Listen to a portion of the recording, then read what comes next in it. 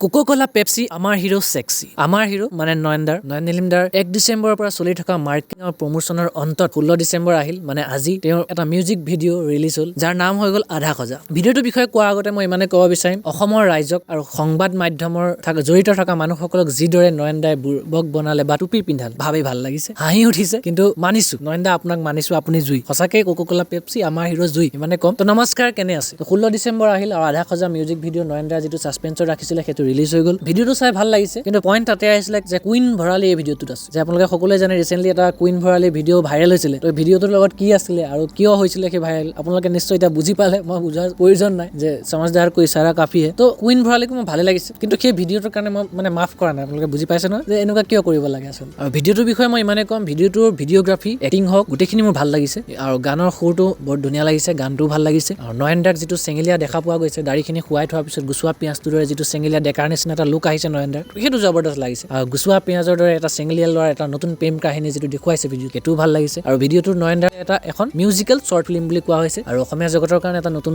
কিবা এটা আগবঢ়াই দিছে তেওঁ সকলোৱে ছাপোৰ্ট কৰক চাওক এবাৰ লাইক কমেণ্ট কৰক আৰু নয়ন দাক এটা কাৰণে বহুত বেছি ভাল লাগিছে যে তেওঁ অসমীয়া চিনেমা জগতৰ কাৰণে কিবা এটা কৰাৰ চেষ্টা কৰি আছে আৰু কৰিব বিচাৰিছে সেইটো কাৰণে মই তেওঁক এপ্ৰিচিয়েট কৰিছোঁ লগতে নৱপ্ৰজন্মক বুজি পাইছে যে নৱপ্ৰজন্মক কি কৰিলে কেনেকৈ মাৰ্কেটিং কৰিলে পপুলাৰ হ'ব আৰু নৱপ্ৰজন্মৰ আকৰ্ষিত হ'ব সেই বস্তুটোৰ প্ৰতি তো সেইটো বুজি পাইছে আৰু ভালকৈ তেওঁ সেইটো কৰিবও পাৰিছে তো তাৰ কাৰণে মই তেওঁক জবৰদস্ত এপ্ৰিচিয়েশ্যন কৰিছোঁ জবৰদস্ত এপ্ৰিচিয়েট কৰিছোঁ তো নয়ন দা আগলৈও তেনেকৈ অসমীয়া চিনেমাৰ জগতৰ কাৰণে কিবা এটা কৰি থাকক কিবা বনাই যাওক নতুন নতুন চিনেমা আনক আমি আছোঁ আপোনাৰ লগত লগতে ৰিচেণ্টলি যিটো ভিডিঅ' ভাইৰেল কৰি পেলাই মাৰ্কেটিং কৰিলে সেইটো আপোনালোকে কেনেকুৱা পালে তাৰ বিষয়ে কমেণ্টত নিশ্চয় জনাব তো আজিলৈ ইমানে আকৌ লগ পাম এটা নতুন ভিডিঅ' তেতিয়ালৈকে জয় হিন্দ জয় আই অসম